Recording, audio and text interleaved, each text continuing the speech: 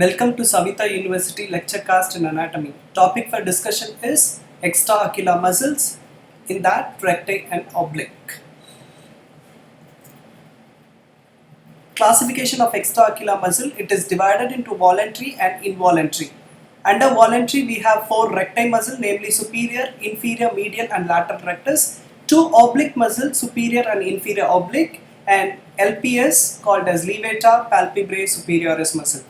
Involuntary muscle are superior dorsal muscle, inferior dorsal muscle and orbitalis.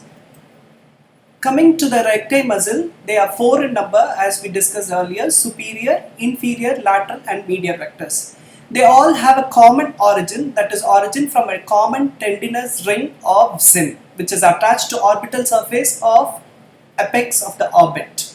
In addition to all this, the lateral rectus have another head that is attached to the orbital surface of greater wing of the sphenoid bone. Insertion: all these muscles are inserted into the sclera. The average distance from the cornea of superior rectus is about 7.7 mm. For the inferior rectus it is 6.5 mm. Lateral rectus it is 6.9 mm and medial rectus is 5.5 mm. Coming to the superior oblique muscle, the origin is from the body of the sphenoid bone, that is supromedial to the optic canal. Inserted, these fibers runs anterior and medially to the tendon that passes through the fibrocartilaginous pulley attached to the trochlea fossa of the frontal bone. It then passes laterally downwards and backwards below the superior rectus and inserted into the sclera behind the equator between the superior and lateral rectus. Now the inferior oblique have an origin from the orbital surface of the maxilla just lateral to the naso-lacrimal groove. It is inserted into the near the superior oblique just behind it. It is fleshy throughout. It passes laterally, upwards and backwards below the inferior rectus and then deep to the lateral rectus.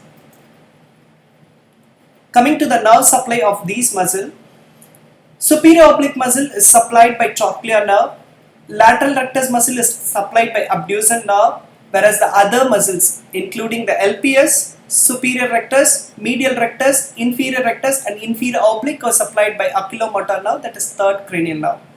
We have a mnemonic to remember this, that is SO4LR6. SO stands for superior oblique, which is supplied by the fourth cranial nerve, trochlear nerve. LR stands for lateral rectus, which is supplied by abducens nerve, that is sixth nerve. Actions of muscles of eyeball. Coming to the individual muscle, inferior oblique have an action of elevation, abduction and extorsion. Lateral rectus, only abduction is possible. Superior oblique, depression, abduction and intorsion is done. Superior rectus, elevation, adduction and intorsion, whereas the medial rectus, only adduction is possible. Coming to the inferior rectus, depression, adduction and extorsion is done.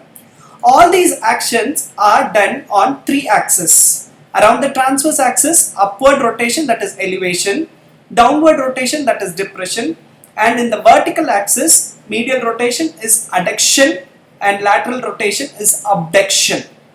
Around the anteroposterior axis, it is intorsion and extorsion.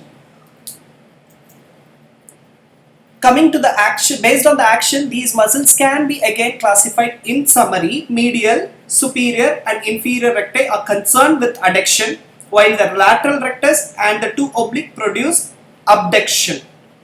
The intorsion and extorsion component of these muscles cancel with each other.